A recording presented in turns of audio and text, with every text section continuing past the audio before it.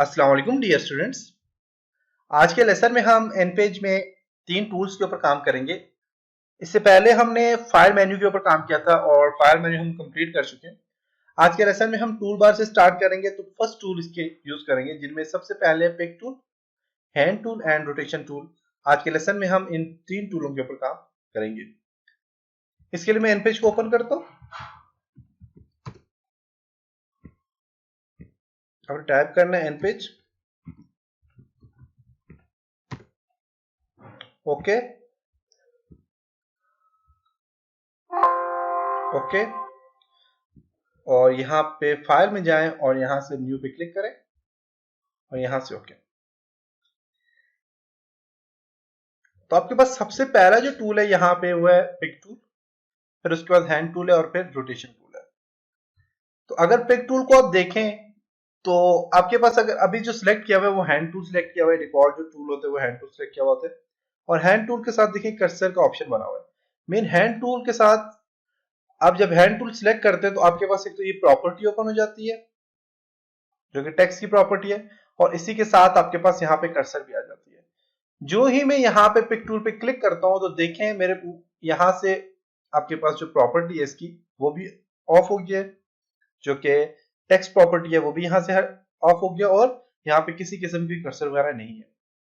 तो students, pick tool का function ये होता है कि आप पिक टूल की मदद से अपने ऑब्जेक्ट को मूव कर सकते हैं। जैसे कि मैं यहाँ से हैंड टूल लेता हूँ और मैं यहाँ से एक ऑब्जेक्ट ड्रॉ करता हूँ। जैसे कि मैं यहाँ से इस ऑब्जेक्ट को ड्रॉ करता हूँ। अब इस ऑब्जेक्ट को मूव करना है तो देखिए ये हैंड टूल से मूव नहीं हो रहा। इसको मूव करने के लिए मैं यहाँ से पिक टूल लूंगा और अपने ऑब्जेक्ट को मूव करूंगा तो ये देखिए आपका ऑब्जेक्ट मूव हो रहा है। इसका साइज छोटा बड़ा करना है तो आप यहाँ से इसका साइज भी छोटा बड़ा कर सकते हैं। आप जो ही मूव टूल लेके किसी भी ऑब्जेक्ट को सिलेक्ट करते हैं तो आपके पास एक प्रॉपर्टी यहाँ पे ओपन हो जाती है। इस प्रॉपर्टी का सबसे जो पहले वाला हिस्सा है, इससे आप अपने ऑब्जेक्ट को मूव करवा सकते हैं। जैसे कि 70 आपके पास ये, अगर आपने वर्टिकल इसको मूव करवाना है तो आप वर्टिकल यहाँ से मूव करवा सकते हैं और हॉरिजॉन्टल करवाना है तो आप यहाँ ऊपर से हॉरिजॉन्टल मूव करवा सकते हैं। जैसे कि हॉरिजॉन्टल 75 पोजीशन पे, और अगर मैं इसको करता हूँ जी 80 तो देखिए ये थोड़ा सा मूव हुआ है। अगर इसको मैं करता हूँ 150 तो देखिएगा 150 में यहाँ पे आ गया, और अगर इसको मैं करता हूँ जी यहाँ से 75 तो बिल्कुल सेंटर में आ जाएगा, और अगर मैं इसको करता हूँ 5 तो देखिए इस कॉर्नर में आ गया। तो यहाँ से आप इसे मूव कर सकते हैं। इसी तरह यहाँ से भी आप सेंटर में लाना चाह रहे हैं तो आप यहाँ देखिए मैं इसे फॉर एग्जांपल करता हूँ 80, यहाँ पे देखिए ये लिखा हुआ है 80 करता हूँ, बिल्कुल ये 80 के करीब आ जाएगा। 120 देखें तो 120 किया तो ये देखें 120 यहाँ पे ये, तो इसके देखें यहाँ पे ये इसके करीब हो गए, देखिएगा देख सकते हैं बिल्कुल 120 के करीब आ चुके हैं।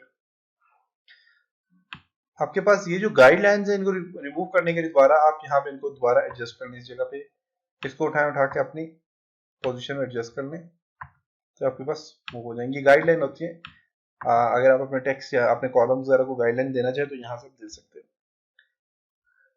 अब आपके पास यहाँ पे 140 है, इस पे आप लेके जाना चाह रहे हैं इसको 100%, तो यहाँ पे इसको सिलेक्ट करें गाइडलाइन को और यहाँ पे 140 पे रख दें। देखिएगा कि जब मैं पिक टूल लूंगा, इसको सिलेक्ट करूंगा ऑब्जेक्ट को और वर्टिकली मैं इसको अगर 140 करूंगा तो देखिएगा ये कॉर्नर से 140 पे आ जाएगा। देख सकते हैं ये जो कॉर्नर है इसका 140 पे आ गया। इसी तरह से आप यहाँ से 80 करते हैं, 80 में यहाँ पे चला गया है। 140 करेंगे तो इस साइड पे ये इस कॉर्नर यहाँ पे आपका मूव कर जाएगा।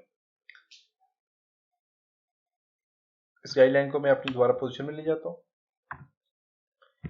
तो आप यहाँ से मूव करवा सकते हैं, और वर्टिकली और हॉरिजॉन्टली आप यहाँ से मूव करवा सकते हैं। इसके बाद इसका साइज बढ़ाना है तो 78 साइज है तो इसको मैं 50 कर देता हूँ, देखिए कम हो गया है। और यहाँ से 41 है तो इसको मैं 20 कर देता हूँ, देखिए इसका साइज भी कम हो गया है। इसके अलावा आप यहाँ से इसका जो बॉर्डर कलर है वो चेंज करना चाहें तो आप यहाँ से रेड कर सकते हैं।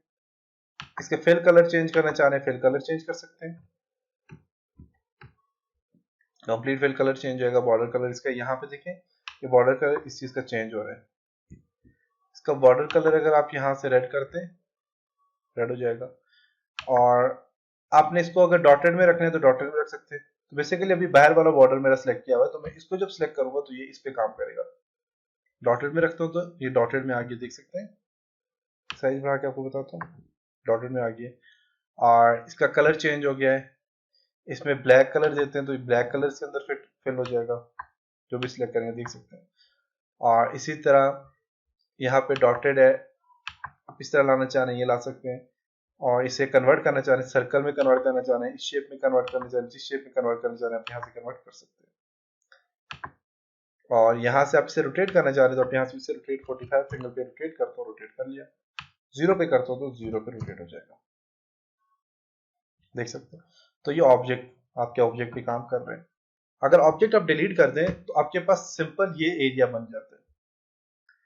अब ये जो एरिया है, इस एरिया को कलर चेंज करना है या इस एरिया पे काम करना है तो इसको सिलेक्ट करें, यहाँ पे क्लिक करें पिक टूल से, क्लिक किया और यहाँ से आपने क्या करना है, इसका डॉटेड में इसको रखना चाह रहे हैं तो ये देखिए ये डॉटेड में आ गया। इसको आप यहाँ से ऐसे रखना चाह रहे हैं, ऐसे आ जाएगा। और यहाँ पे इसका भी स्टाइल है, यहाँ से देखिए कॉलम है, आप अंदर कॉलम ग्राफिक फ्रेम जो है ये कॉलम आप ऐड करना चाह रहे हैं, आप यहाँ से ऐड कर सकते हैं।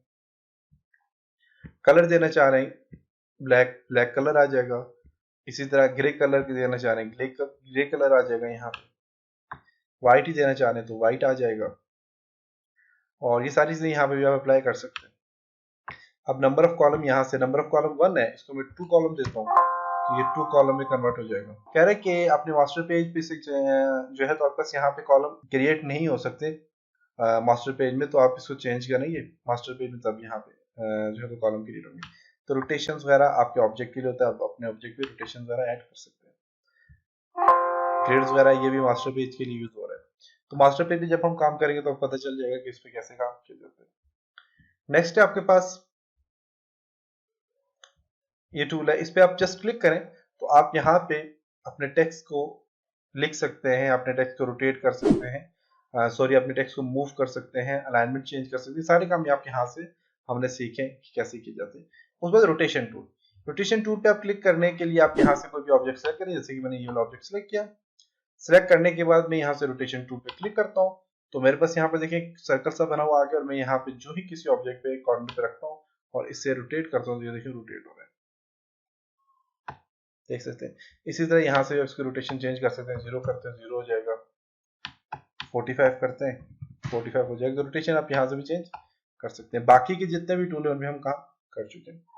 तो ये था आज का लेसन, उम्मीद है कि आपको यहाँ तक समझ आया होगा। एन पेज होता है, एन पेज में कुछ चीजों के ऊपर एरर आ जाता है तो उसे टेंशन नहीं लेनी, क्योंकि एन पेज जो है तो बस ये यूं समझे कि ये आपने ये सिंपल सा सॉफ्टवेयर है, इसमें काफी सारे एरर हैं जिनको अभी सॉल्व जो है तो नहीं किया गया।